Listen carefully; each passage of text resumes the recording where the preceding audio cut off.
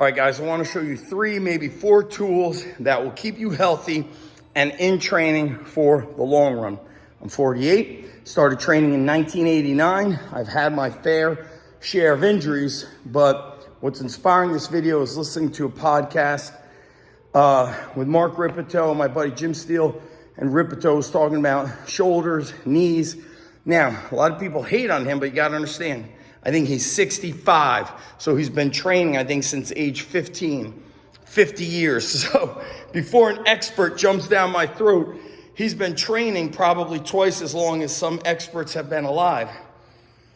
I want to say this to preface these training tools I'm going to share with you, such as a band bell bar, is that why do I talk about learning from quote unquote, the old timers, the old school guys?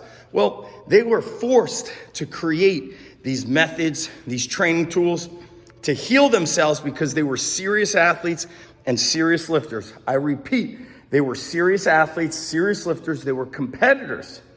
When you're 25, you don't really have a whole lot of bumps and bruises, if any. And so when I mention guys like Dick Hartzell, this is a guy who was bringing bands to Westside Barbell to teach guys how to stay in the game with 1,000 pounds on their back on the regular. That's pretty damn crazy. Talk about Donnie Thompson, Super D. At age 45, he set the 3,000 pound world record. I repeat, at age 45. What were you and I doing at age 45? Not squatting 1,300 pounds, setting a world record. Why? He kept his body together. All right, number 1, you need specialty bars.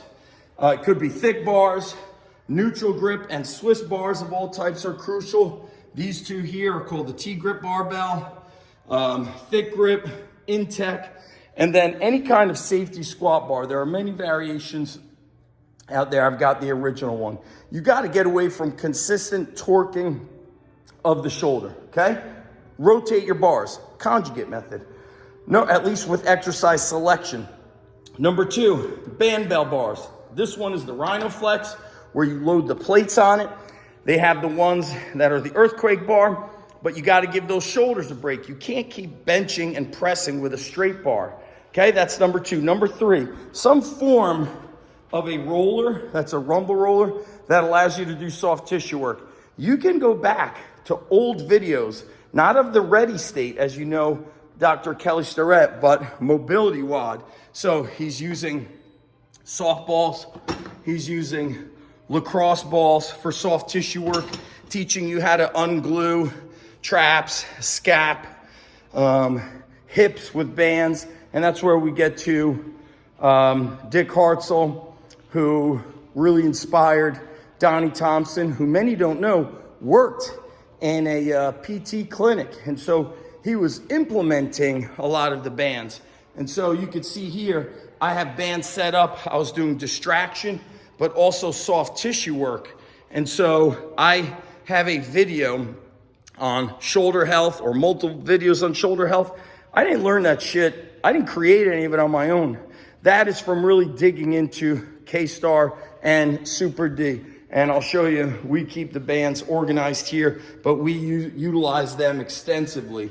Light bands for stretching and distraction, as well as strong bands for both shoulders, hips, strengthening of the knees. And so those 3 tools, again, you need something for soft tissue, you need specialty bars, and you need bands to be able to do distraction and soft tissue work. Bonus items, bow tie, keeps your shoulders in a good position, avoiding them getting slouched over, helps kind of reposition where the shoulders and the scap should be versus all hunched over. Any kind of club. This is from Wolf Brigade right here, but I've also got smaller ones over here. One is called an ADEX club, which I really like. You can adjust the plates on here. They spin on and off. Right here, you could see how you could twist them on and off to make them heavier. They're not as long, but then we've got some different Indian clubs here. And I first started using Indian clubs maybe around 2008. I was purchasing them. I think the one website I purchased from doesn't even exist anymore. It's called Stronger Grip. And then also Sean Mosen in Canada, who was a kettlebell. He sold kettlebells. He also sold Indian clubs. So I've been experimenting with them. But again, why do we want to learn from the quote unquote old timers? Because they were competitors. They were creating and forced to find a way to keep their body durable and strong when they were competing. They were not 25-year-olds who had no mileage on the body and were just kind of in some sort of recreational activity.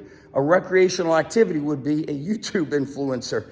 These guys were athletes, high level, and they had no choice but to come up with a way to make themselves durable. And that is a word we are missing. And so I hope you guys take this to heart. Questions, comments, post below. See you over at ZachStrength.com. Links are below.